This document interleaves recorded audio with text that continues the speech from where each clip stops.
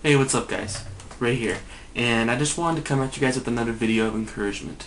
I wanted to share with you guys some of the message that my pastor shared with me this weekend at church. There were certain parts of the message that really touched me, and I felt that I wanted to share them with you guys. Right now we're going through Judges. We're on chapter 3, talking about the judge Ehud, and what really struck me in the whole message was how the Bible talked about how Ehud was a left-handed man, and the Bible specifically made that point, that he was a left-handed man. Now this is the Word of God. God had a reason for telling us that he was a left-handed man. Not only did it play onto the story, but to understand the importance, what it meant to be left-handed back during this period of time. Basically in the Hebrew, left-handedness was basically a deformity. Basically meant that if you were left-handed, then you were disabled in your right hand, and people would be picked on for being left-handed. Almost like today, we don't pick on people for being left-handed, but there are other little tiny things that we would pick on people for.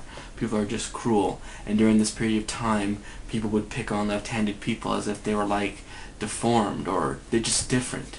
And God used this left-handed man, Ehud, to bring freedom to the Israelites for a period of time.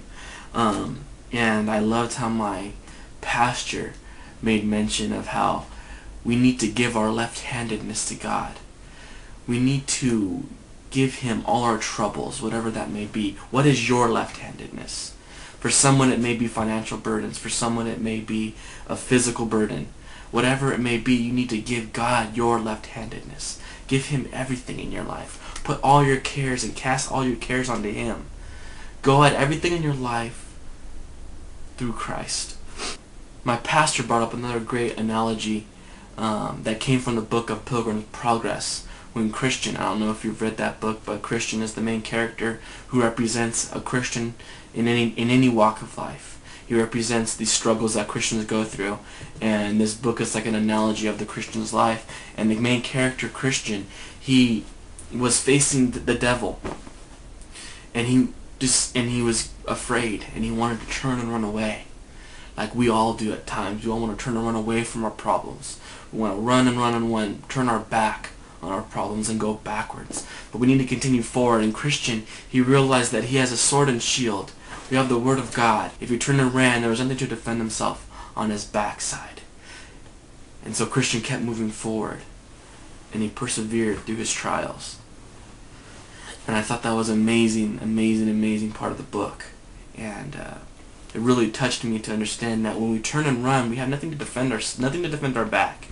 All we have is a sword to move forward with. So move forward. I wanted to leave you guys with some verse of encouragement that really spoke to me, and I wanted to share it with you. It's from 2 Corinthians 4. It starts at verse 16. Therefore, brothers, do not lose heart. My brothers and sisters, do not lose heart.